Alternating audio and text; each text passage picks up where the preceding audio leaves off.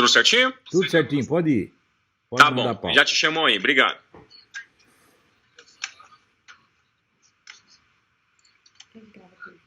É bom. Só um minutinho.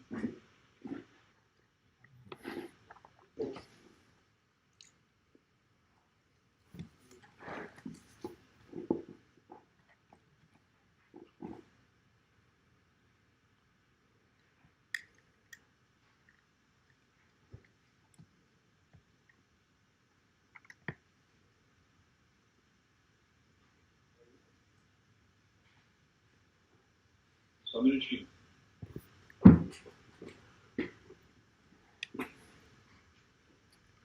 Technical trouble.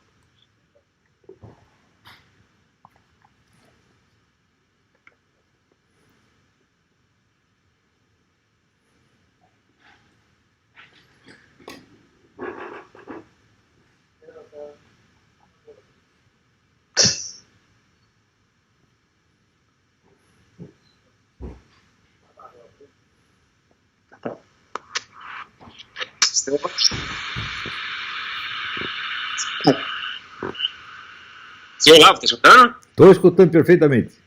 Tá, só pra te avisar o senhor, o Adriles tá um pouco pra sua esquerda quando o senhor for falar com ele, tá bom? Como para minha esquerda, na tela? Isso. Então, o que eu faço? Eu fico para a direita? Não, pode ficar normal mesmo, como o senhor tá perfeito. Só que quando eu for falar, se você quiser saber onde, pra se situar onde ele está, o senhor olha pra sua esquerda. Ah, tá bom. Não olho para a imagem dele que está na minha tela. Isso, mas aí você dá uma olhadinha, se fixa um pouco pra esquerda, que aí ele vai ficar legal no vídeo, tá bom? Ah, entendi, já entendi. Obrigado, viu? Pau, tá bom. Valeu. E aí, derrubei ele de novo, Rodrigo? Não, travou? Ô, Renato. Aqui tá normal. Travou aqui ele, ó. Travou. Faz ele, Não. O que é a caixa?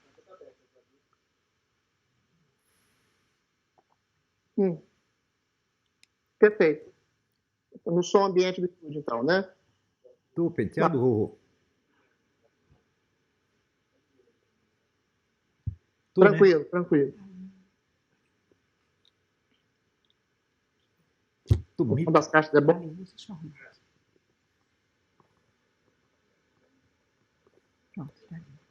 Obrigado.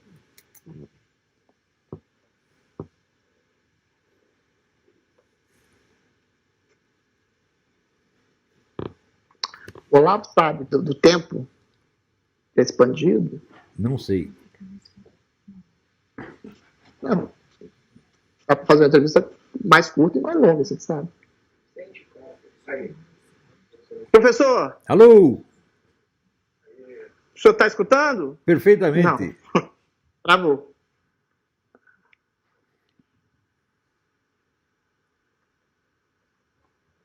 Travou de novo.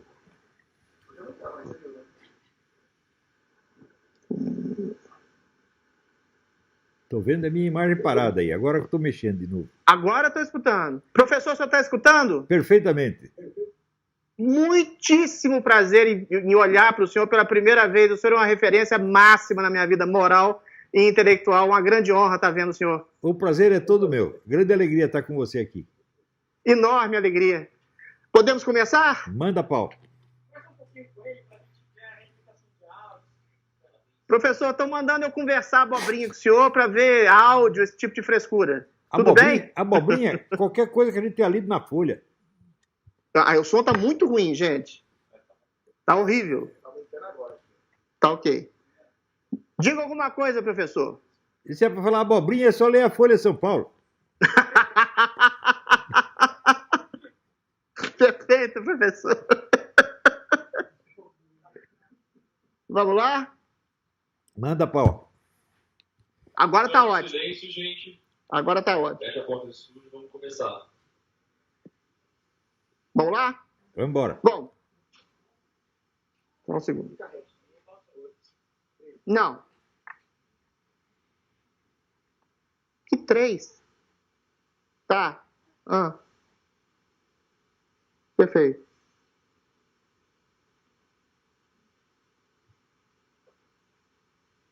Qual é a 7, meu Deus? Tá ok. Perfeito. Perfeito. Perfeito. Vamos lá.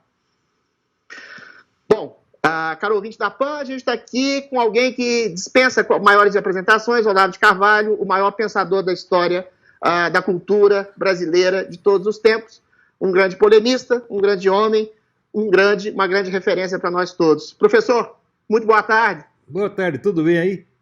Tudo perfeito, querido. Professor, eu vou começar por um assunto na pauta da onda do dia. A gente recebeu agora essa notícia de uma pandemia de coronavírus e parece que até o ministro do Bolsonaro está infectado e está uma celeuma mundial muito grande. O escritor Yuval Harari, que o senhor conhece bem, diz que problemas globais como o coronavírus devem ser resolvidos globalmente, que a gente tem que fazer uma cointegração entre autoridades e países. Esse seria um ponto, o coronavírus seria um ponto positivo para o globalismo, professor Olavo?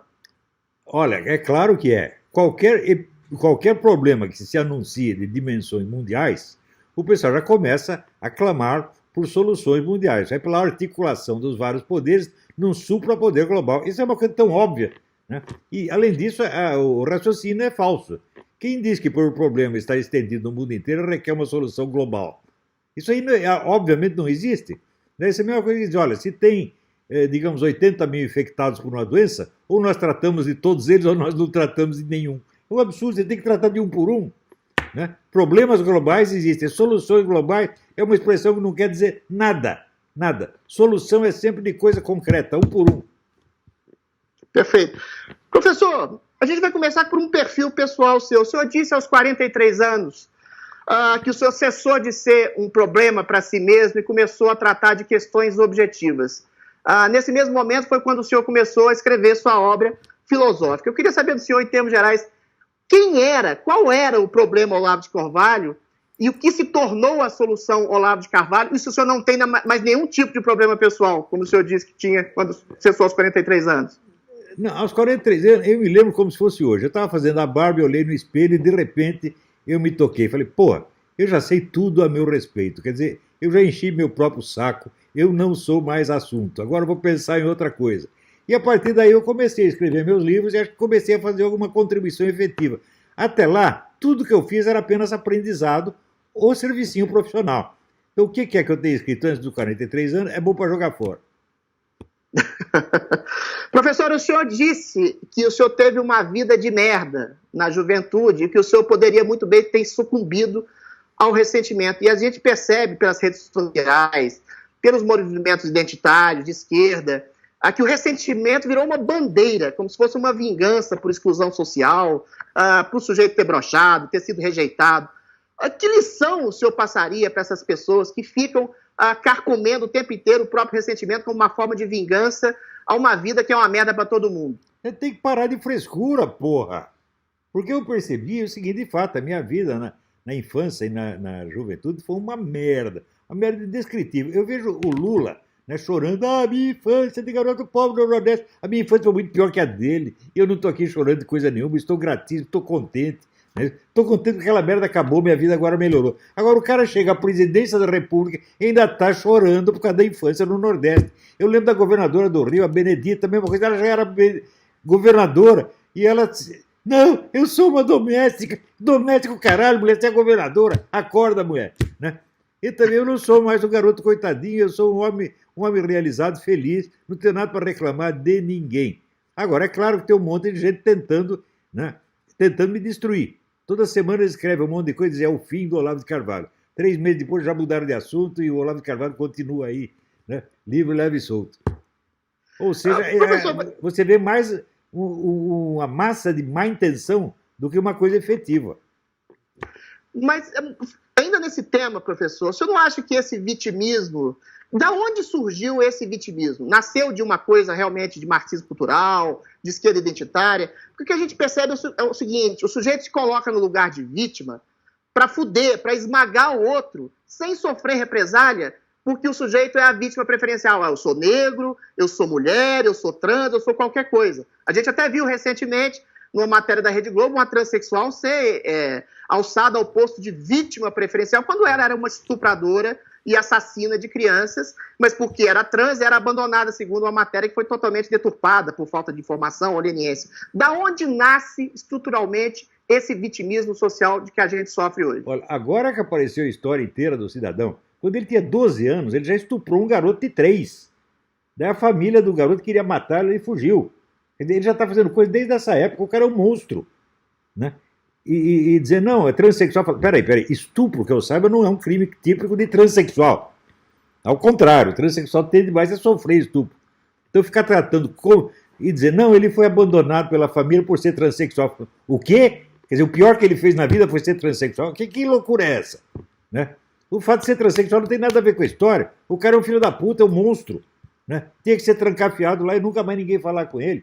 Agora, ninguém está com dó da mãe, que há 10 anos não vê o filho, né?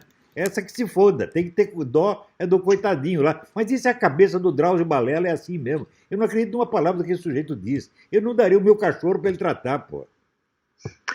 Mas essa mudança, professor, de estrutural, de um marxismo de oprimidos, de proletariado e burguesia, isso começou a mudar quando? Que se colocou como novos oprimidos, os negros, as mulheres, os gays. Isso. De que maneira começou a fazer essa mudança estrutural desses novos oprimidos preferenciais? A história é muito comprida, e até eu já escrevi metade de um livro a respeito. O livro chama-se A Marcha dos Abismos, que é a transformação profunda da esquerda a partir dos anos 60.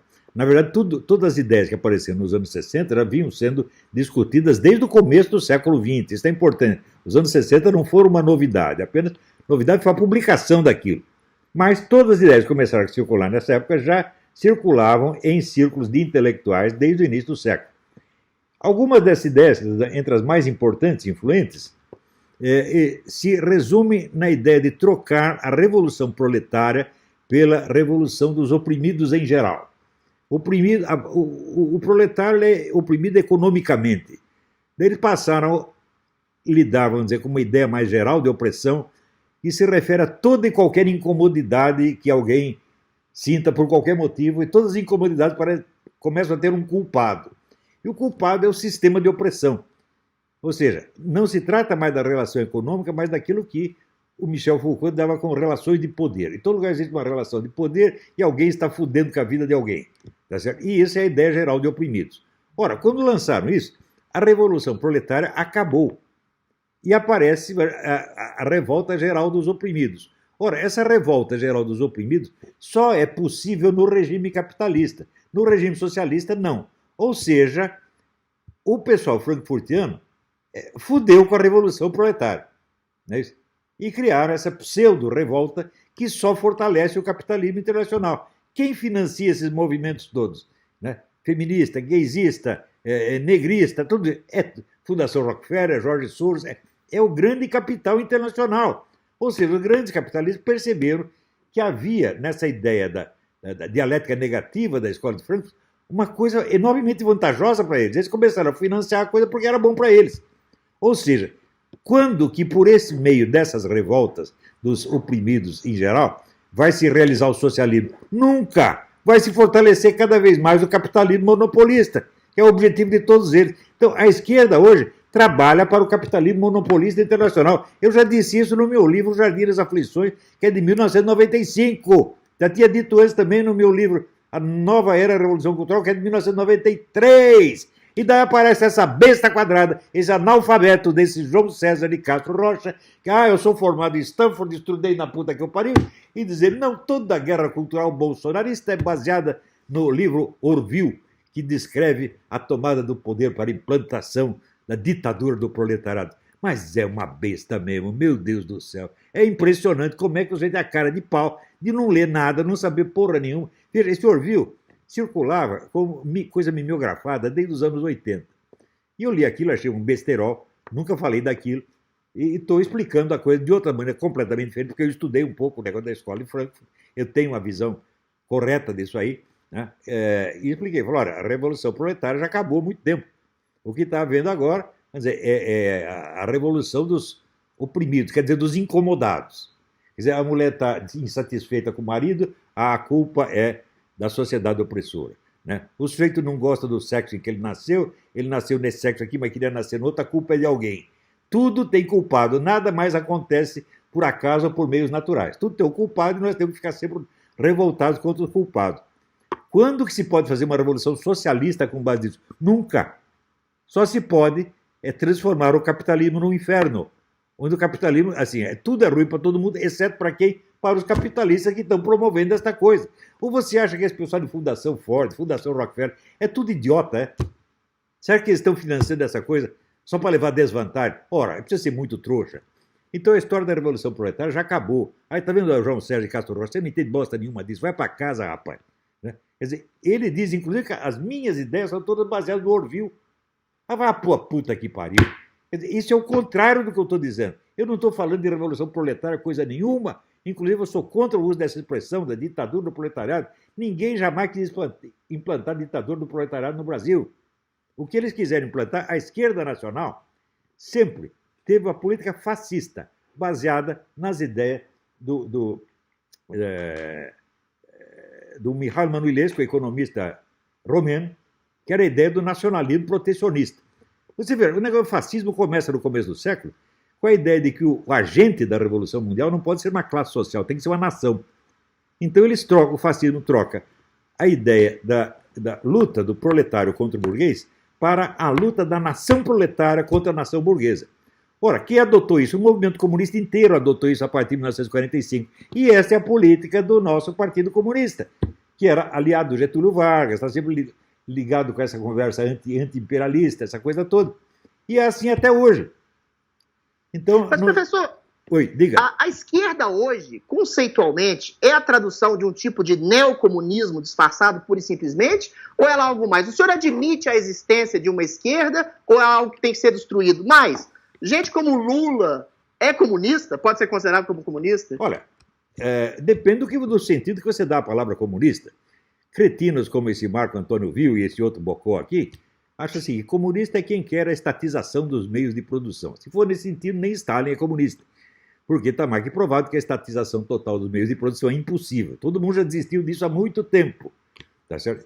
Então, comunista, para mim, é aquele cara que participa do aparato comunista, que colabora com ele de algum modo. As ideias dele não interessam. Ideia só interessa quando se trata do intelectual. Agora pega um Lula, as ideias do Lula interessam? Não, interessa a articulação dele no esquema de poder comunista. Então, nesse sentido, ele é comunista. Doutrinalmente, você acha que ele tem alguma doutrina na cabeça? Não tem nenhuma. Tá certo?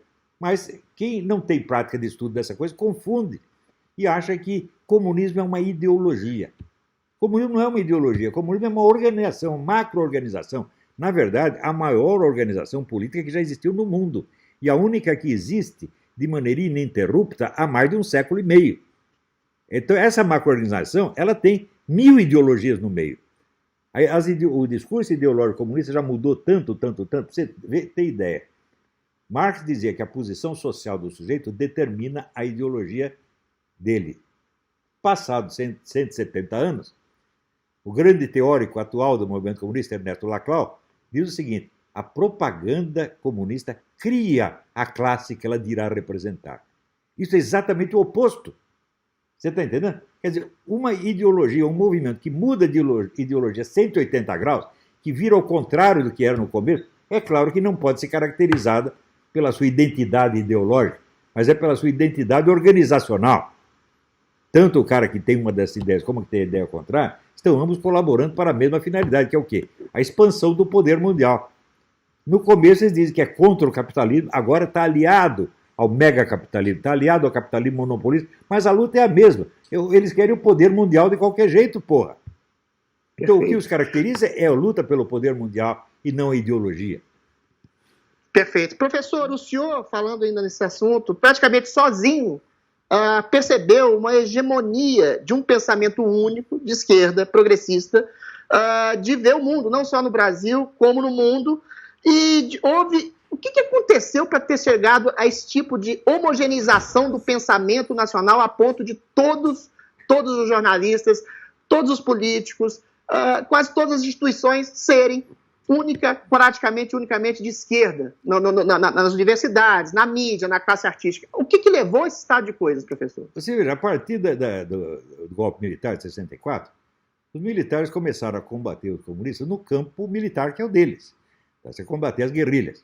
E nem perceberam o que estava acontecendo na esfera cultural. Até o governo cedeu espaço nas universidades para eles, a famosa teoria da panela de pressão. Não pode tampar todos os buracos, tem que deixar um buraquinho para escapar a pressão. E o buraquinho foi as universidades e a mídia.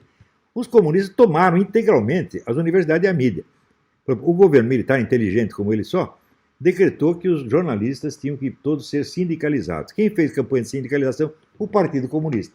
Como é que eu sei? Ora, eu estava lá, eu colaborei, eu sindicalizei um monte de gente. Sindicalizava o negro, já fazia a ficha ideológica dele. Teve gente que eu meti, não só na sindicalização, mas no movimento comunista, e que depois morreu na guerrilha. Meu caríssimo amigo Sérgio Sister, eu botei ele nessa porra e ele morreu na guerrilha, porra. Eu sou culpado disso. Então, eu estou até hoje tentando limpar a cagada que eu fiz nos anos 60. Porque eu tenho vergonha na minha cara, tá entendendo? Eu não sou santo, eu conheço meus pecados e estou tentando limpar um pouquinho enquanto dá tempo. Agora, esses caras não. Eles fazem isso e ainda ficam chorando, choramingando, como se eles fossem apenas vítimas da maldade alheia. Está lá o Lula. Né? Quando eu era feliz, né, jovem, eu era feliz, eu estava lá enrabando as cabritas, depois acabou, não me deixam mais comer cabritas, né, e está chorando, né? Que coisa mais grotesca, né? Professor, o senhor acertou, de várias previsões que o senhor acertou, que o primeiro candidato à presidência que se dissesse de direita e conservador levaria a eleição. Claro, eu disse isso, sabe por quê? Em que medida o senhor se sente responsável pela eleição do Bolsonaro? Em que medida o senhor está satisfeito com esse governo? Não, responsável não. Eu tentei ajudar no que podia, acho que ajudei um pouquinho. Né? Isso, o próprio presidente reconheceu que alguma ajuda eu dei. Por que eu disse isso? Porque durante meio século, toda ideia de direita foi excluída da mídia, das universidades, do debate público.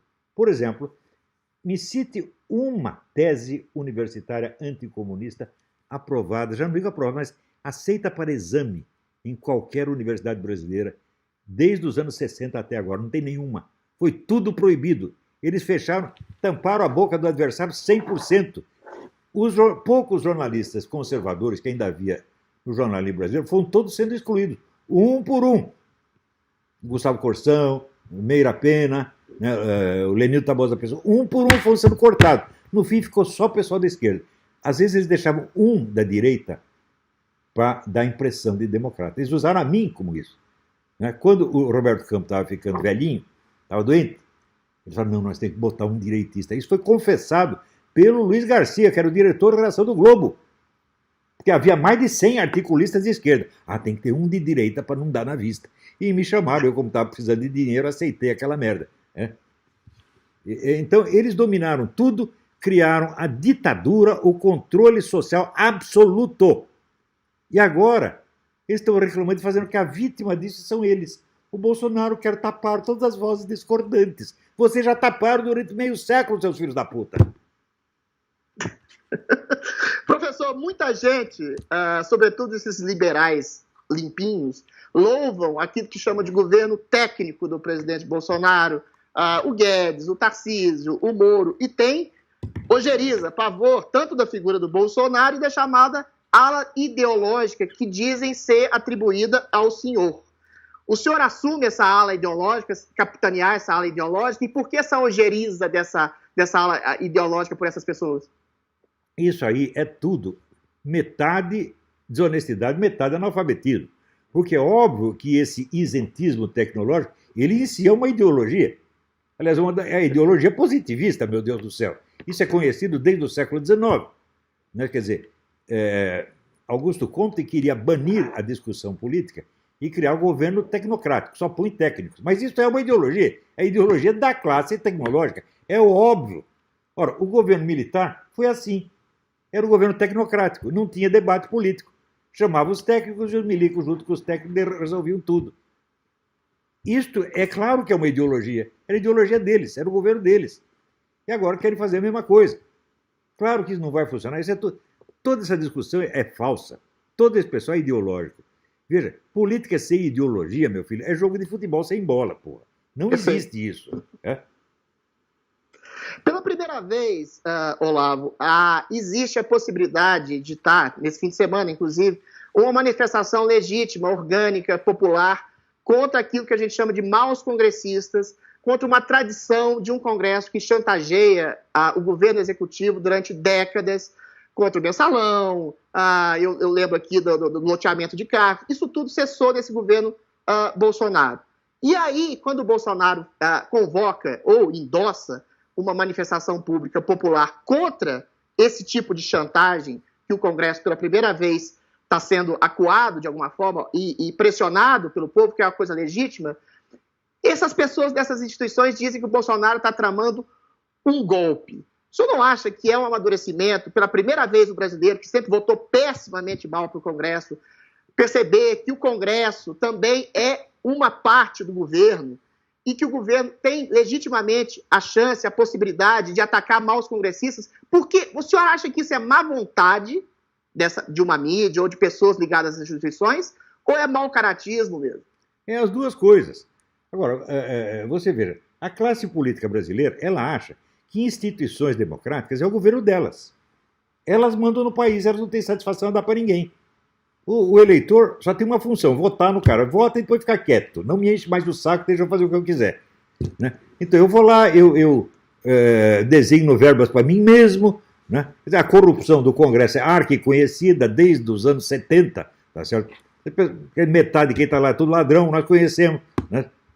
Agora, eles não aceitam a pressão popular. Por quê? Você veja, o Brasil é um país de maioria conservadora. Isso foi demonstrado pesquisa atrás de pesquisa. A própria Folha fez um monte de pesquisa. Então, era 60% a 70% da opinião brasileira conservadora. Mas como é que num país maciçamente conservador, você não tem um partido conservador, você não tem um jornal conservador, você não tem um canal de TV conservador, você não tem uma universidade conservadora? Porra! A opinião conservadora foi totalmente banida durante 50 anos.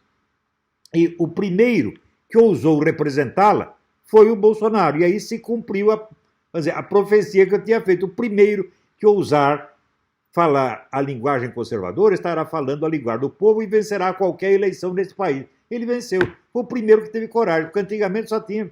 Veja, o próprio Lula disse, nós que criamos, eu e o Zé Serra criamos um novo estilo de fazer política. Era assim, é PT e PSDB. Né? Era petista e tucano, comunista e tucano, que é mais ou menos a mesma bosta, tá entendendo? E ficou isso aí durante 50 anos. Um dia o povo se encheu o saco e quando apareceu alguém falando a linguagem dele, todo mundo votou nele. Só que esse pessoal não está preparado para isso. Sabe por quê? A mídia brasileira, soma a tiragem de todos os jornais e grandes revistas brasileiras, você não alcança 1% da população. Isso significa que a mídia só fala para a própria elite. É a voz da elite falando na orelha da elite. E eles se convencem de todas as suas próprias besteiras, se hipnotizam. E ignoram o povo completamente. De repente o povo começou a falar, eles estão aterrorizados. Perfeito. Professor Olavo, o senhor sempre disse, falando da mídia, né, que ela é em larga medida ocupada por partidários e gente de esquerda. Isso impede, de fato, a busca plural de uma manifestação da verdade. Quando você tem conservadores ou gente de esquerda dentro de um jornal, você pode até perceber um tipo de jogo dialético na busca dessa verdade. Primeiro, o senhor admite pessoas de esquerda dentro da mídia e dentro da cultura, dentro das classes artísticas, ou o senhor acha que tem que ser extinta? Segunda pergunta, há possibilidade de reforma dessa mídia brasileira ou ela tem que ser atacada de maneira ostensiva? Olha, eu não sei a solução do problema, mas, tal como eu descrevo, eu já escrevi 1000 vezes que o normal em qualquer país é você ter uma esquerda e uma direita, aí você tem um confronto. Isso é normal no mundo inteiro, porra, mas no Brasil é proibido. No Brasil não pode. No Brasil, um direitista abriu a boca, eles já denunciam. Não, ele está querendo calar as vozes opostas. Um sujeito reclamando, né, eles já viram o ditador, o opressor. Agora, eles quando oprimem todo mundo, quando tapa a boca todo mundo, aí isso é a democracia. Esse pessoal é de uma mendacidade, uma falsidade absolutamente nojenta e criminosa. São todos mentalidades criminosas. Todos esses. Professor, o senhor é acusado muitas vezes de irascível, debochado, vulgar em suas redes sociais. O senhor mesmo já disse que é fundamental e importante na sua obra são os seus livros, os quais eu tenho verdadeira admiração.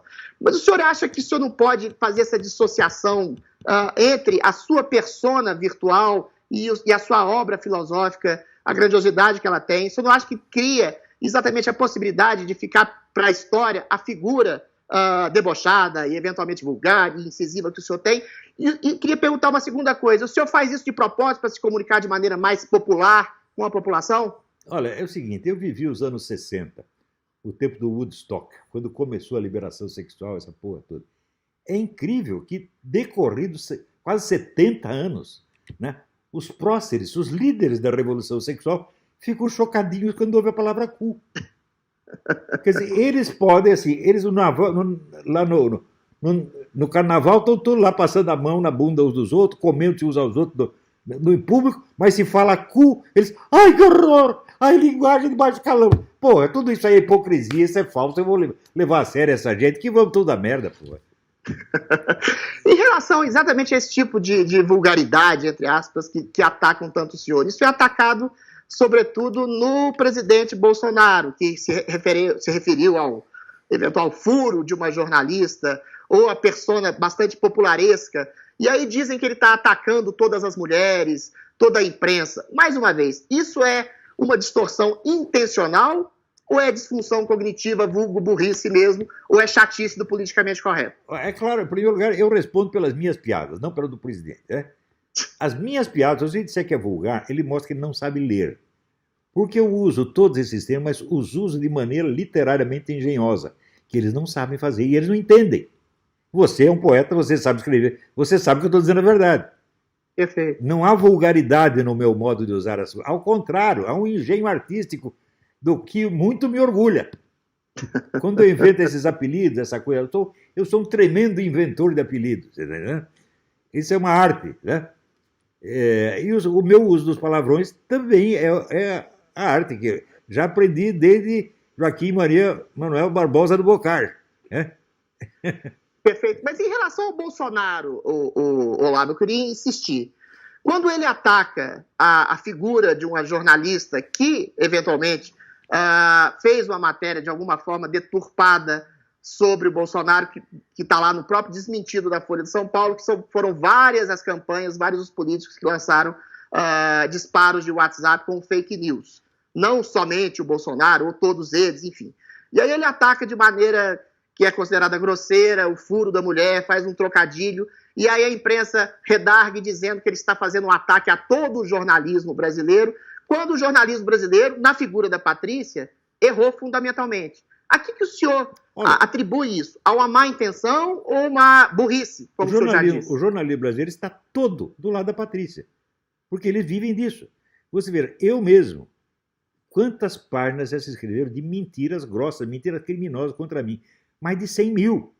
Isso circula no Brasil e circula no exterior. Circula em 15 línguas. Né? Eu não tenho a menor condição de defesa contra isso. E o pessoal que faz isso, que é um negócio, um empreendimento bilionário, monstruoso, se faz de coitadinho. Se eu mando um desses tomar no cu, a violência é minha. O que é isso, porra? Isso é total inversão da realidade. A quem estão querendo enganar? No começo enganava, agora não engana mais ninguém. Por exemplo, há 30 anos estão anunciando o fim do Olavo de Carvalho. O Olavo de Carvalho está cada vez vendendo mais livro, cada vez faz mais sucesso. Todos achavam que ia acabar comigo em 2 peidos, tá entendendo? Estão lá cheirando o próprio peido até hoje. Professor, a gente vive num clima, mais uma vez, muito polarizado, de muita raiva, ressentimento, ódio, intolerância, e muitos acusam o senhor de alguma forma, disseminar isso nos seus comentários beligerantes. O senhor disse, respondendo a isso, uma vez na entrevista do meu querido amigo Pedro Bial, que não há ódio suficiente contra comunistas. Mas note bem, alguns intelectuais brasileiros, aliás, a maioria deles, nem sabem a origem do seu pensamento, nem se reconhecem, talvez nem se saibam comunistas ou criptocomunistas ou globalistas. Não seria talvez mais prudente educá-lo de maneira um pouquinho mais cordial? Ou o senhor acha que tem que manter essa postura incisiva e atacar a burrice alheia sempre? Ora, os que querem ser educados polidamente se inscrevem no meu curso. E estão todos contentes com o curso. Ou leem os meus livros. Agora, se o cara quer inventar historinha contra mim na mídia, recebe a resposta que merece.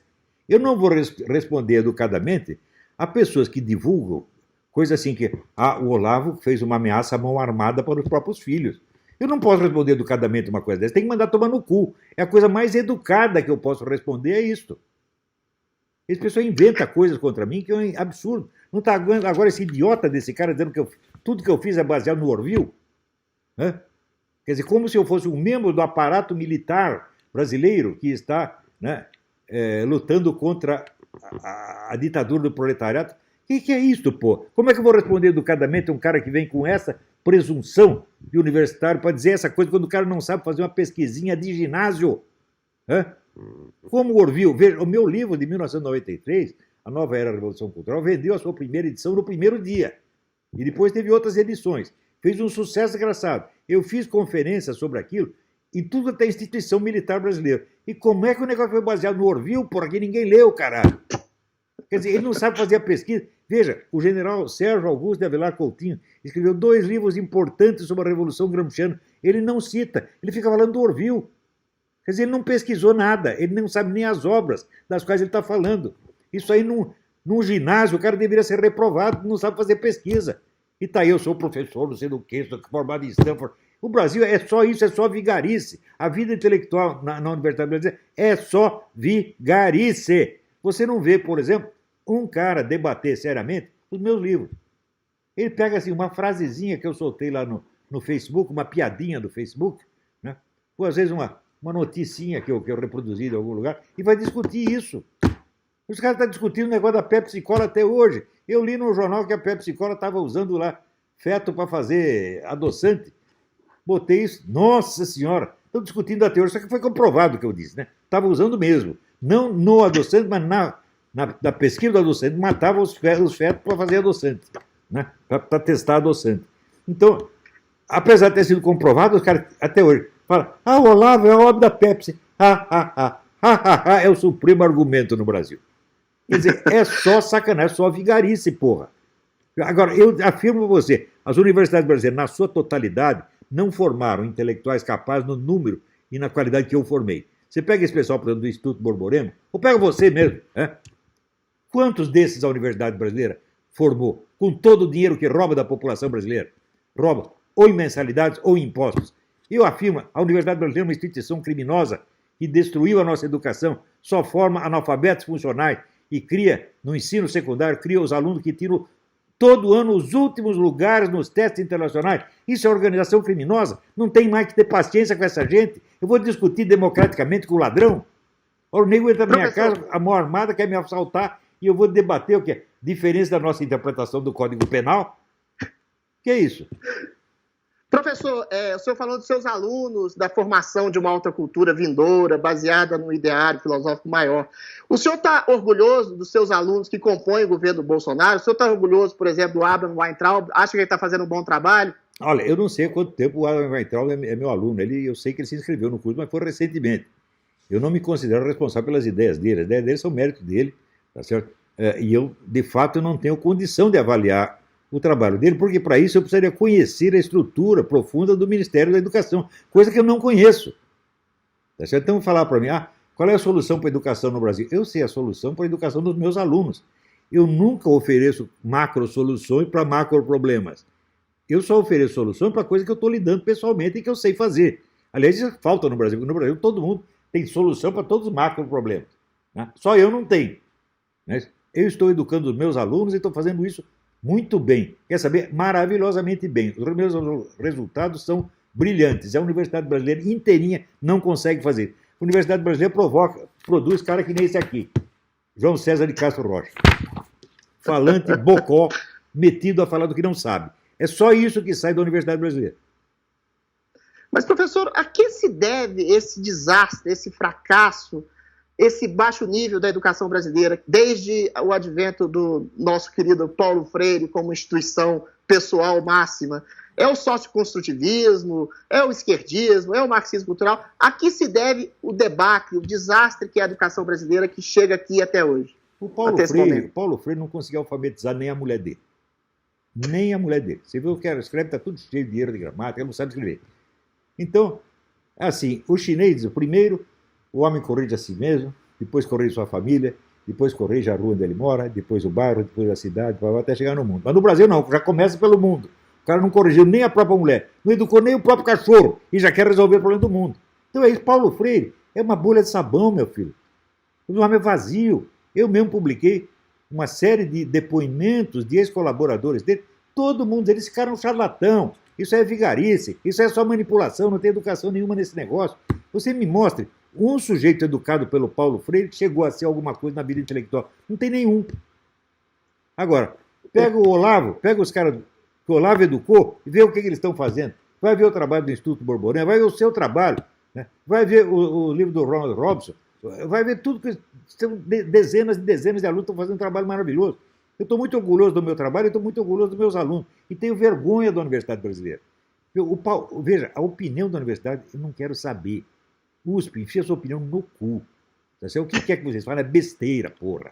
Vocês não... Até lá o livro do Paulo Arantes, que confessa que a Faculdade de Filosofia da USP, em 70 anos, não produziu nenhum filósofo. Produziu o quê, então? Produziu historiadores da filosofia. Aqui, historiador da filosofia, para mim é o Giovanni Reale, é o Edward Zeller, é desse tipo. Você não produziu nada, porra.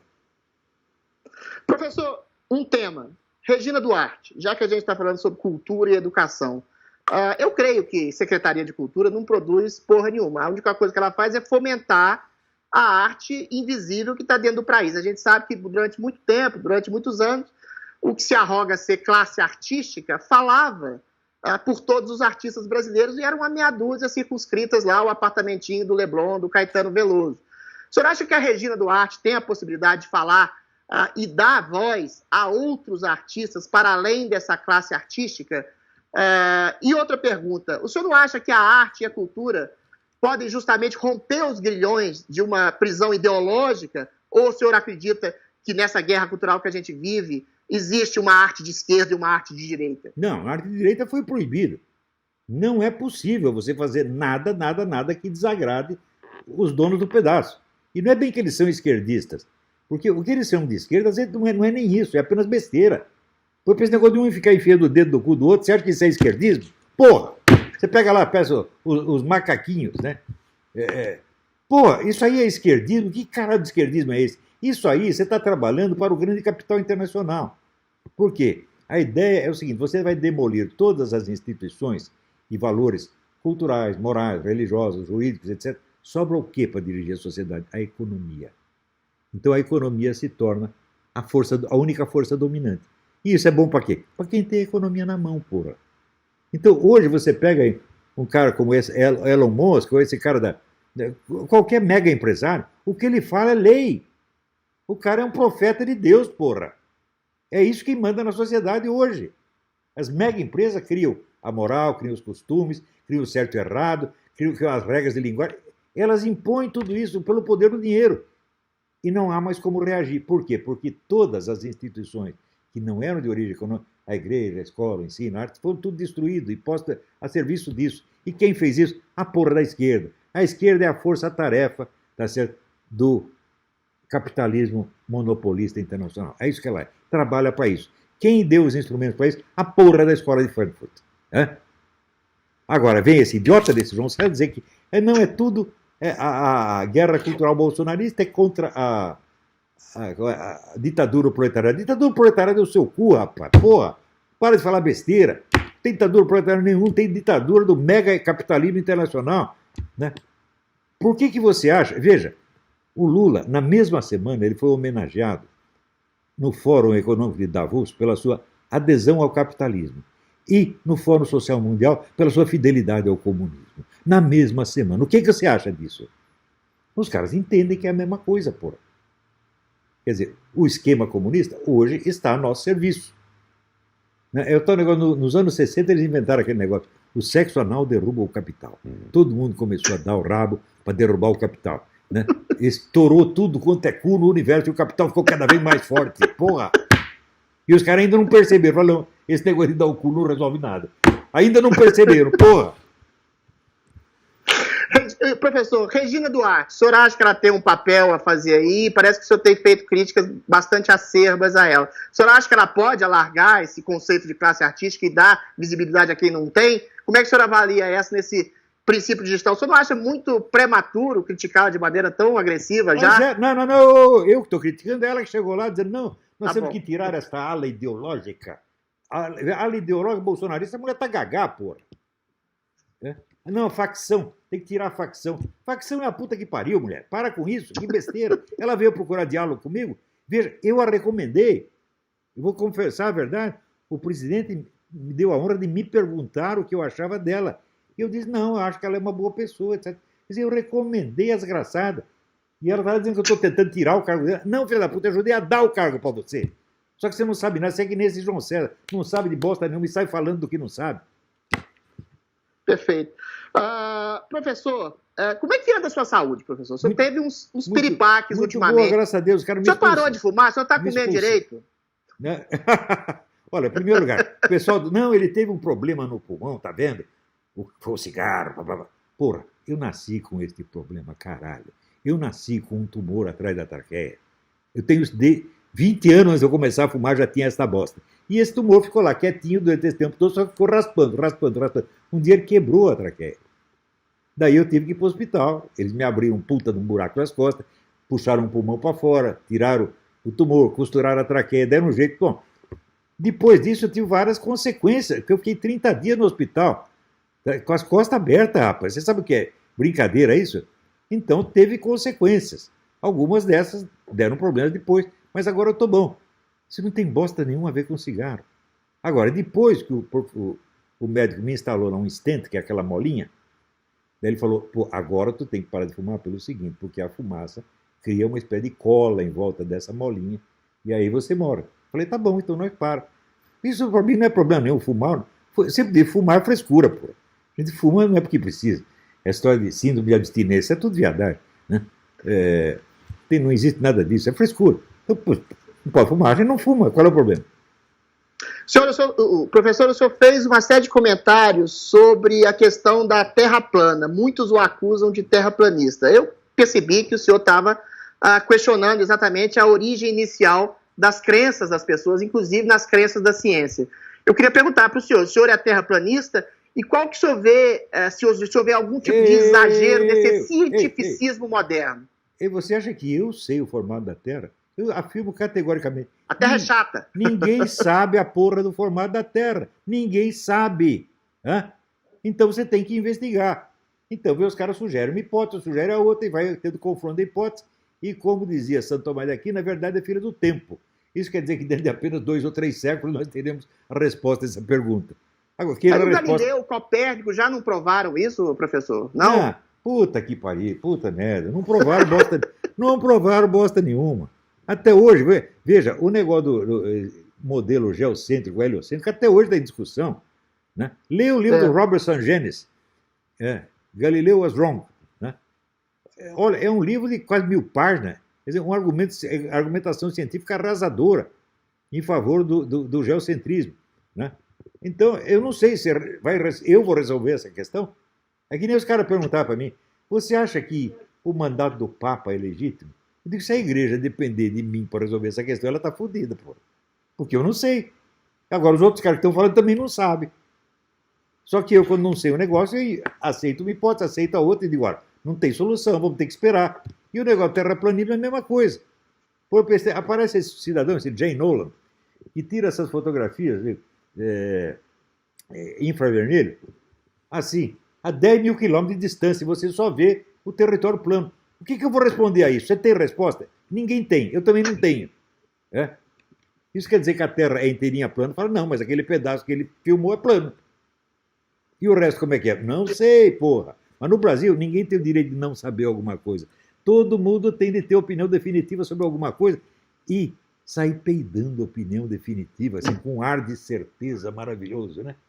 Porra, é incrível, Professor, qual que é a importância, volto a dizer, de uma alta cultura, de uma grande arte para a formação de uma nação? Por quê? Por que cargas d'água o Brasil perdeu isso? Hoje parece que aparentemente a gente não tem grandes escritores, a gente não tem grandes artistas.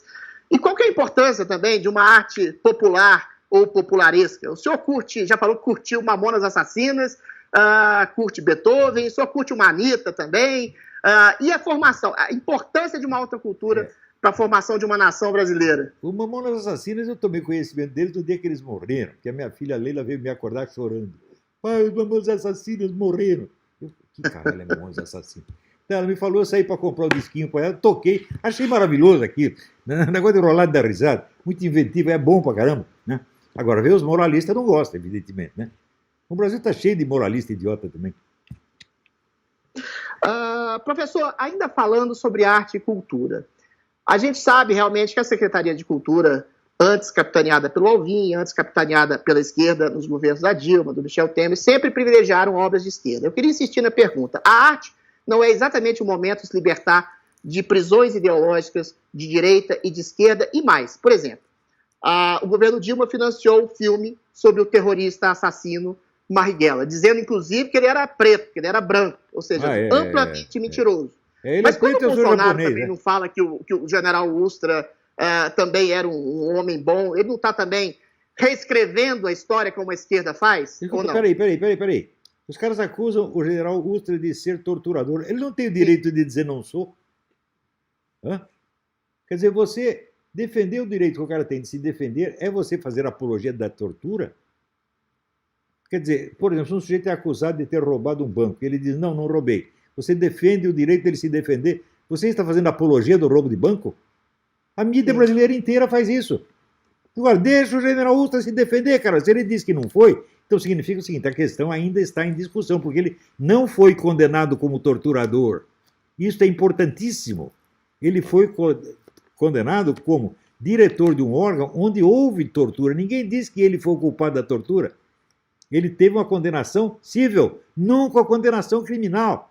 Então a mídia inteira mente, é empulhação. Quer dizer, você é condenado a pagar uma indenização por quê? Alguém na sua repartição fez alguma bosta lá. Você não é o culpado, você não é o autor do crime, você é responsável. Então você paga a indenização. Isso não o torna culpado de nada. Ou seja, até hoje não está provado que o Ustra é torturador ou que ele não é. Está em discussão, só que no Brasil é proibido discutir, pô. Sim, mas a esquerda fala a mesma coisa do Marighella. Ele era um herói lutando contra o sistema opressor, quando todo mundo sabe que ele era um assassino, frio, calculista. Esse tipo de... Esse paralelo não pode ser feito? Não, porque o Marighella jamais disse, não sou guerrilheiro. Ao contrário, ele assumia, sou guerrilheiro, matei, tem que matar. É muito diferente do Ustra que diz, não matei ninguém. Não há um paralelo, é exatamente o oposto. Perfeito. Então, o Marighella se orgulha dos seus crimes. E o Marighella, na verdade, Marighella era um bunda, rapaz. No dia em que se divulgou o discurso do Khrushchev contando os crimes do Stalin, o Marighella teve crise de nervos, teve que ser internado. É um fracote, rapaz. É um bunda, sempre foi. Não era má pessoa, não. Eu conheci o Paulo Mercadante, que é meu amigo, foi o melhor amigo dele. Ele disse, não, o Marighella nunca foi má pessoa. Mas dizer que era um homem valente, não. Se não tem coragem moral, não tem coragem física, pô. Mandar matar os outros, não é coragem nenhuma. Professor, a gente vê um documentário escandalosamente mentiroso, como o da Petra Costa, alterando a história nacional para enaltecer um partido que foi o artífice do maior esquema de corrupção da história da humanidade. A gente vê o Lula ganhar título de cidadão honorário de Paris, ser recebido pelo Papa com pompa e circunstância para atacar os pecados dos outros. Isso tudo é sintoma de um globalismo. Como é que você reage a esse tipo de mentira em escala global? O que é esse tipo de mentira em escala global? O país que elege presidente um estuprador de cabrita espera acontecer o quê? O sujeito é obviamente um doente mental. Se ele ter relação sexual com a cabrita, ele não é bom da cabeça, pô. Você não pode botar um cara desse na Câmara de Vereadores de Catolé do Rocha. Agora você põe isso na presidência, depois acontece essa merda toda. Ele roubou não sei quantos trilhões. Você esperava que ele fizesse o quê? Ele foi eleito para isto. O Lula não foi eleito para implantar o socialismo no Brasil, mas ao contrário, para tirar dinheiro do capitalismo brasileiro para salvar o movimento comunista no resto da América Latina, que é exatamente o que ele fez. Os caras dizem isso. Veja, o pessoal das Farc mandou, no 15º aniversário do Foro de São Paulo, o pessoal das Farc mandou uma mensagem para o Lula dizendo, você salvou o comunismo no continente. Salvou mesmo com o dinheiro brasileiro, porra. Essa era a função dele, não foi implantar o socialismo, coisa nenhuma. Se implantar o socialismo, o Brasil também estaria falido já naquela época. Então tinha que fazer progredir um pouco o capitalismo para dar dinheiro para os filhos das putas. Foi o que ele fez. Os comunistas deviam fazer uma estátua para o Lula. Ele foi o maior líder comunista que houve no continente latino-americano. O Fidel Castro, perto dele, é um bundinha. Porque o Fidel Castro fez comunismo num negocinho desse tamanho. Ele salvou o comunismo no continente inteiro. O Fidel Castro tinha que chupar a pica dele, porra.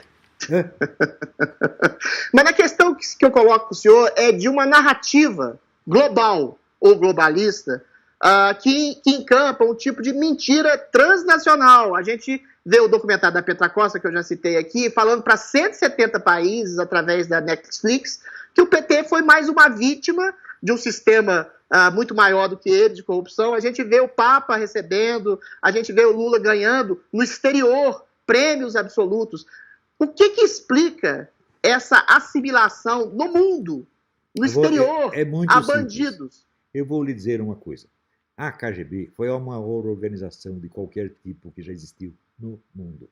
O orçamento da KGB é tão grande que o próprio Congresso soviético não sabia qual era o tamanho do orçamento da KGB. A KGB faz o que quer.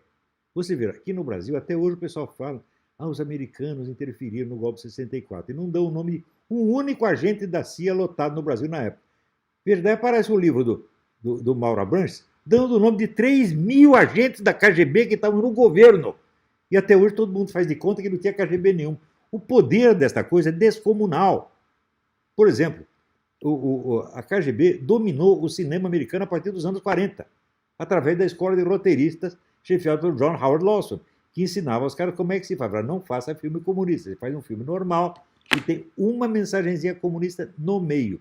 Todo filme americano, desde a época, tem isso. Todo. Ao longo prazo, essas mudanças culturais, os efeitos delas são imperceptíveis no primeiro momento e só se tornam notáveis ao fim de décadas. Como, por exemplo, se você dissesse nos anos 50, 60, olha, daqui meio século será possível criminalizar o cristianismo no Ocidente, exatamente como criminalizaram na União Soviética. Todo mundo ia dizer, não, é mentira. Mas hoje, por toda parte, o cristianismo é criminalizado. Você está entendendo? Como é que foi isso? Foi a mudança cultural profunda que vai preparando o terreno para isso. É uma operação muito lenta e muito sutil. Isso foi coordenado pela KGB mesmo. A documentação sobre isso é imensa. Leia os livros do Christopher Andrew, o grande historiador inglês, já tem 2 livros a esse respeito. Você vai ver a amplitude da ação da KGB no continente. Né? Leia o livro da Diana West, American Betrayal. Você vai ver que no governo russo, falar de infiltração da KGB é eufemismo, porque não era infiltração, aquela era ocupação. Por exemplo, quando formaram a CIA nasce do antigo OSS, Organização de Serviços Secretos, formado durante a guerra. Durante a guerra, a União Soviética era aliada dos Estados Unidos. Então não se fiscalizava a entrada de comunista. Quando formaram a CIA, a antiga OSS, estava cheio de comunistas lá. Quer dizer, a CIA estava lá para favorecer a União Soviética. Por exemplo, a ajuda que os Estados Unidos deram para a União Soviética é um negócio descomunal. Se você pegar tudo que eles deram para todos os países aliados da Europa, não dá 1/10 do que deram para a União Soviética, que nunca devolveu um tostão. Os Estados Unidos foi a mãe da União Soviética. Mas o senhor ainda acha que a KGB é atuante de maneira incisiva? O senhor não acha que existe um esquema, como o senhor mesmo diz, globalista, financiado por metacapitalistas, que inclui um tipo, que incidem num tipo de ideologia pseudo-humanista ou criptocomunista? Como é que atuam essas forças secretas que impõem esse tipo de mentira global em escala mundial? Eu já expliquei isso no meu debate com o professor Dugin, onde eu disse que existem 3 grandes esquemas globalistas. Primeiro você tem o esquema ocidental, que é o pessoal de Davos, né, todas essas fundações que eu tenho falado, George Soros, o pessoal da Microsoft, toda essa gente aí. Em segundo, você tem o esquema russo-chinês, que é do antigo Partido Comunista. E terceiro, você tem o esquema islâmico, que também, os 3 são mundiais. A relação entre eles é enormemente ambígua, porque às vezes eles se aliam, às vezes se combatem, às vezes falam bem, às vezes falam mal, mas é o globalismo em última análise. Tá certo? Então, por exemplo, se você pegar esse esquema russo-chinês, outro dia mesmo estava a Rússia tentando dominar o esquema de Davos. Quer dizer, ela se infiltra no esquema ocidental e começa a dominá-lo. Quer dizer, o esquema que era inimigo ou concorrente, de repente se torna o esquema dela. Isso aí muda toda semana, meu filho. Eu não posso dizer, está assim ou está assado. A gente, quando recebe as informações, já com algum atraso. Você acaba entendendo o que aconteceu, mas acaba entendendo com atraso. Tá certo? Então, esse esquema globalista, ele no fundo, ele é o mesmo. Tá entendendo? Mas ele tem essas 3 nuances. Né? Perfeito. Professor, pergunta direta. Qual é a sua influência direta no governo Bolsonaro? Nenhuma. Assim, eu Mas e os digo, seus alunos lá, professor? escuta, o que eu disse para os meus alunos no começo do governo? Saiam do governo. Sai. Foi isso que eu disse. Muitos saíram, 2 ou 3 ficaram. Sabe quando eles me perguntam o que fazer? Nunca. Eles fazem a coisa do jeito da cabeça deles. Agora, o pessoal da mídia imagina o seguinte, que isso aqui é um grupo político, que eu estou louco para infiltrar meus alunos no governo e dominar o governo por dentro. Isto é fantasia. Por quê? Porque cada jornalista desse país ele quer ser o guru de um governo. Como ele não é, ele imagina que eu sou e fica com inveja de mim. Estão invejando uma coisa que eu não tenho. Não tenho, não quero ter. E se alguém me der, eu mando enfiar no cu. Eu não quero isso, porra. Eu estou criando a futura cultura brasileira, futura alta cultura desse país. É isso que eu estou fazendo. Eu estou salvando a alta cultura desse país contra esses filhos das putas da universidade, todos eles, universidade, mídia, etc. Isso eu estou fazendo, está funcionando e vai funcionar cada vez mais. Agora, quem está no governo dele, o cara está no governo porque ele acha que ele precisa do emprego público, o problema é dele. Eu não tenho nada a ver com isso. Agora, eu não quero emprego público para mim. Veja, o Bolsonaro me ofereceu 2 ministérios, eu aceitei, falei, mas tá doido que eu vou aceitar isso. Né? Isso aí, ser ministro de qualquer coisa, para mim seria um inferno. Né? E os meus alunos eu aconselhei que saíssem. Os mais espertos saíram, os que ficaram foi porque precisavam do emprego. Vou fazer o quê? O senhor demitiria alguém do ministério hoje? É? O senhor demitiria alguém do ministério hoje? Todo mundo. Perfeito, professor. Professor, uma pergunta de cunho mais psicanalítico. Muitos dos que hoje erguem homenagem a Lula, ao PT, à esquerda, vendo tudo que aconteceu, o PT e Lula como artífices do maior esquema de corrupção da história da humanidade já registrado, um desastre, um fiasco absoluto. A gente vê Chico Buarque, Caetano Veloso, esses artistas, né, de média cultura, choramingando, atacando o Sérgio Moro, que é um herói nacional que pela primeira vez colocou na cadeia corruptos de colarinho. O senhor não faz uma leitura psicanalítica dessas pessoas no seguinte sentido: o senhor não acha que depois de 60, 70, 80 anos, que é a idade dessas pessoas que eu citei aqui, admitir que passou toda uma vida dedicada ao equívoco é um fardo muito grande? Segundo nosso Senhor Jesus Cristo, dá para se arrepender no final da vida? Dá, né? Espero que dê no último instante, porque ainda eles não se arrependeram. Agora, filho da puta, quando fica velho, vira um velho filho da puta. Ele não se regenera. A velhice não melhora ninguém. Eu, pelo menos, não. Eu só estou pior. Né? Então, agora, esse pessoal pensa o seguinte. Eles retratam os anos 60 como fosse a luta de uma ditadura militar contra um grupinho de heróicos combatentes pela liberdade. Ora, esses combatentes pela liberdade eram os agentes locais de uma organização global imensamente mais poderosa do que o governo brasileiro e mais de 200 governos. O movimento comunista é mais poderoso que todos os países da América Latina. E esses caras trabalhavam para isso. E só naquele período, que vamos dizer de 60 até 80, o movimento comunista internacional matou pelo menos 30 milhões de pessoas. Eram esses os caras que o governo militar perseguia. Não era a luta dos homens armados contra os coitadinhos, não. Era a luta de um pequeno governo contra uma macro-organização mundial, da qual todos esses camaradas servem até hoje. E quanto mais crime eles têm na consciência, mais ficam se fazendo de bonzinho. Qual é a necessidade de se auto-beatificar, de se fazer de heróizinho? É justamente porque eles não se aguentam a si mesmos. Eles sabem que são criminosos. Por exemplo, todos os brasileiros que foram exilados em Cuba, todos eles viraram agentes do Serviço Secreto Militar cubano. Quantos cubanos eles mataram a serviço do Fidel Castro? Ninguém investiga isso, né?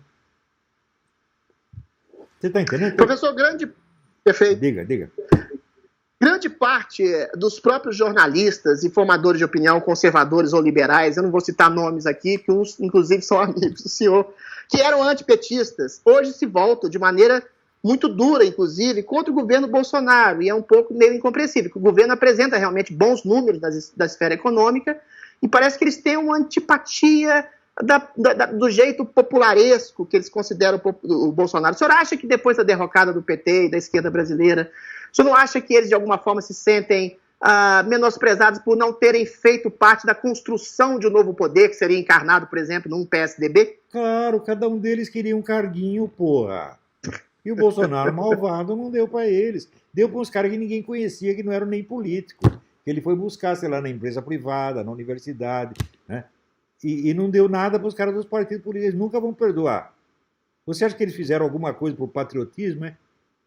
Não, eles queriam vantagem, queriam subir no governo, porra. Querem mandar, querem... Eles acham natural que a democracia pertence a eles, não ao povo. Isso para eles é assim, é um pensamento natural. O povo que vem dar palpite aqui no nosso negócio, nós somos a democracia. Né? Agora, que democracia existe onde as instituições não representam o povo que as criou e que elegeu seus representantes? Isso não é democracia, isso é definição de uma ditadura. E é o que nós temos. Nós temos uma ditadura há mais de meio século, onde o povo não tem chance, onde as opiniões que não são as da elite não têm espaço, não pode se manifestar, não pode nem falar, nem dentro de uma escola você pode falar aquilo. Está 100% proibido. Quer dizer, é um regime de opressão soviética que vigora em todas as escolas. Agora, o pessoal da direita é bobo. Vai falar, tem doutrinação. Fala, para que doutrinação, rapaz? Se você tapou a boca do outro que ele não pode falar nada, por que você precisa doutriná-lo? Acabar aderindo à única ideia que existe. E pior, os caras faziam isso e ainda falavam mal do discurso único, quando o único discurso único era o deles.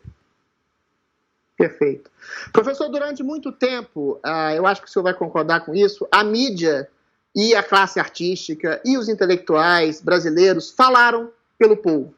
Às vezes com clichês marxistas, diziam ser os porta-vozes da população. Hoje, com as redes sociais, de alguma forma, as pessoas falam por si mesmas. E eu vejo muitos jornalistas intelectuais assustados pela voz popular, que eles acham que são robôs, que é gabinete do ódio.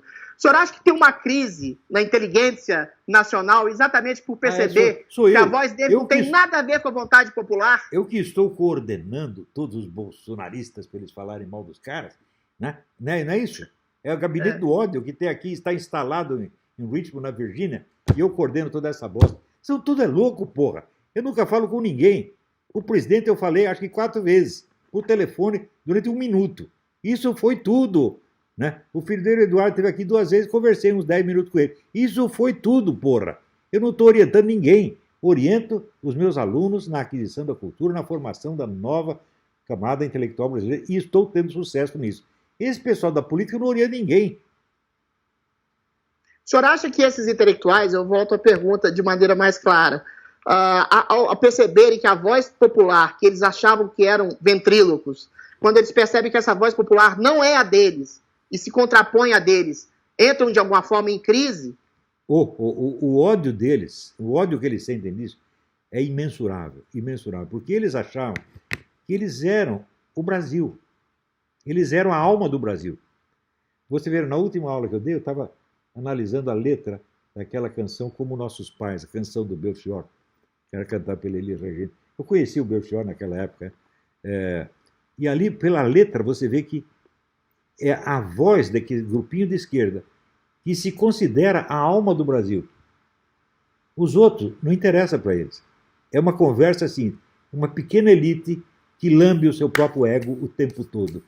Né? Se você pegar toda a chamada arte popular brasileira, é tudo isto do começo ao fim. Eles desprezam os outros, eles não têm o menor respeito por ninguém, só por eles mesmos. Eles se acham, assim, o beautiful people mesmo. Né? E o mais curioso é o seguinte, a grande arte brasileira sempre foi relegada ao segundo plano. Claro. O senhor, através do senhor, eu conheci gente como Alberto da Cunha Mello, Bruno Tolentino, o que fez com que o foco de uma grande arte que deveria ser lida por todos se desviasse para figuras que são eventualmente talentosas, mas não chegam aos pés desses que eu citei, como Chico Buarque, Caetano Veloso. O que aconteceu, essa mudança de eixo da cultura brasileira, de uma alta cultura para uma cultura mais ou menos? Porque o grande artista, bicho, um Alberto da Cunha Mello, Bruno Tolentino, né, um Gustavo Corsão, um Graciliano Ramos, eles trabalham por si mesmos, eles trabalham na sua solidão, eles sentam na mesa e escrevem, porra. Agora esse pessoal todo trabalha em organização, estão todos organizados. Então, um círculo de interproteção. E é isso que funhanha com tudo. Usar o verbo funhanhar, que a Dilma gostava tanto, né? É isso que destrói tudo, pô. Então, eles destruíram a alta cultura no Brasil. Porque se tinha um cara de talento, vinha 200 sem talento do outro lugar, ocupava todos os espaços, não deixava o cara falar. Foi isso que eles fizeram, porra. Né? Então, agora, você só vê, tipo, Chico Buarque e Caetano Veloso, pessoal de uma mediocridade, assim, indescritível, porra. E o senhor percebe, então, que sem uma alta cultura, sem uma grande arte, não há nenhum tipo de nação que possa sobreviver. Mesmo na música popular, o que era a música popular brasileira 50 anos atrás? Era o Dorival Caymmi e Ari Barroso, pô. Caras de altíssimo nível. De repente vem esses bosta que não sabem nem escrever, pô. Começa a dar palpite e viram filósofos, né? Não pode acontecer nada no mundo, né? Sei lá, matar uma raposa no Ártico. Tem que saber a opinião do Caetano Veloso. Pô, não é possível, né? Olavo, para terminar, você passa uma enorme imagem de autoconfiança. Você duvida de si mesmo? Claro, o tempo todo. Mas é óbvio. Só que é o seguinte, a coisa que eu estou falando, eu já examinei. Você ver aqui, você não me verá antes dos 43, 44 anos, dando palpite sobre o assunto público. Eu fiquei quietinho no meu canto, examinando tudo, pensando muito antes de falar. É gozado que no Brasil os caras imaginam o seguinte, que quando eles vêm com uma objeção, eles acham que eu nunca pensei naquela objeção. Né? Outro dia veio um sujeito dizer, você não sabe nada, você tinha que ler As Veias Abertas da América Latina. Né? Eu li As Veias Abertas da América Latina quando eu tinha 17 anos, porra. Já pensei essa bosta toda. Né? Quer dizer, tudo que esse pessoal da esquerda disse é o que eu já pensei. Eu uso muito a frase do Goethe, contra nós nada somos mais severos do que contra aqueles erros que nós abandonamos. Esses erros todos já foram meus. Então, eu mudei de ideia me examinando e me criticando. Perfeito. Olavo, pouca gente sabe, aliás, algumas pessoas sabem que o senhor já foi de esquerda. O que aconteceu para essa mudança radical de paradigma, para o senhor se tornar um homem conservador, um homem de direita? E a segunda pergunta para encerrar, o senhor acha legítimo a existência de uma esquerda no Brasil? Ué, de esquerda esquerda e direita tem que existir em tudo quanto é lugar. Mas tem que haver dentro de um quadro onde ambas aceitam as regras do jogo. Agora, no Brasil, a esquerda não aceita a regra do jogo, a única regra é a dela. E quando o outro reclama alguma coisa, eles já o acusam de estar querendo destruir tudo. Não vê esse cara dizer, esse João César, não, o objetivo da guerra cultural bolsonarista é destruir toda a oposição. Eu falei, me mostre um que eles tenham destruído. Me mostre um cuja voz eles tenham tapado, não tapar ninguém. Não impediram ninguém de dizer nada. E não impede esse cara de dizer o que ele quer. Agora, vocês impediram todo mundo. Vocês taparam a voz da direita durante 50 anos. Em tudo quanto é universidade, em tudo quanto é jornal, tudo quanto é revista, tudo quanto é estação de rádio. Criaram, vamos dizer, um sistema de censura e de controle social monstruoso. E agora, quando vê isso ser ameaçado, agora querem se fazer de vítimas. Né? Isso é a mesma coisa que o Lula dizer que as cabritas estupraram ele, pô. Queridíssimo, muitíssimo obrigado pela entrevista. Foi um prazer, foi uma honra gigantesca. Espero que o senhor me convide um dia para Virgínia, que eu irei. Tá convidado. Estou forçando a amizade. Venha passar um tempo aqui, nós vamos caçar urso. O senhor me ensina a ser macho. Fortíssimo abraço, Olavo. Tudo foi um bom, prazer, foi uma honra. Eu falo em nome de toda a Jovem Pan. Fica com foi um Deus, prazer enorme, manda foi uma abração para todo excepcional mundo entrevista. aí. Tá bom. Tchau, tchau. Abraço grande, querido. Ficou legal? Eu adoro entrevistas. O senhor me ensina a ser macho. Que absurdo. Ai.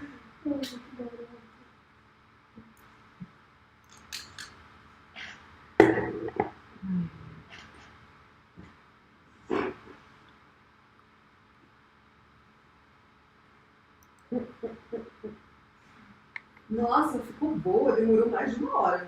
Uma hora e 10. Nossa, ele deu. Que bom, né? Gravou tudo, Mariana? Gravei. 1 hora e 10.